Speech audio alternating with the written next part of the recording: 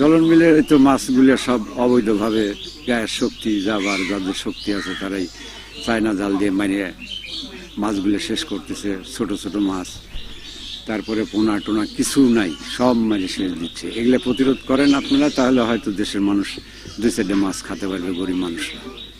আর আমরা আগে যে সমস্ত মাছ দেখছি সে সমস্ত মাছ তো একটাও নেই। এই সময় আগে মাছ দেখছি লওলা, কাতল, রুই, চিতল, ফলি, বিভিন্ন ধরনের। এখন আর সে সমস্ত মাছ নাই। আগে প্রচুর মাছ ছিল, বোয়াল, শোল, রুই, কাতলা, তারপর গুঁজা মাছ পাওয়া যাচ্ছিল। এইগুলো মাছগুলোর এখন নাই। এখন মনে করেন যে এই চায়না জাল নেমে ওই মাছগুলো মারা পড়ে গেছে। এখন প্রচুর মাছ কম।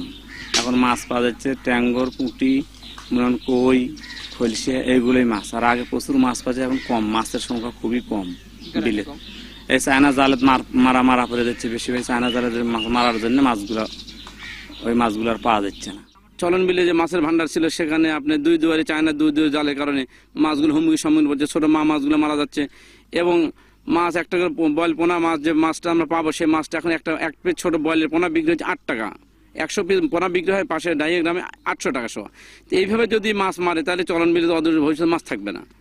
আর তো আপনার আমাদের ত্রিশিকালী মাজার আছে, এখানে যারা অতিথি আসেন মানত করার জন্য বছরের সপ্তাহে দিনে, তারা যে প্লাস্টিকের বর্জ্যগুলো ব্যবহার করেন সেখানে যথাযথভাবে তারা ব্যবহার করে না। ব্যবহার করলে তার গুণগত মানের সম্বন্ধে তাদের ধারণা নেই।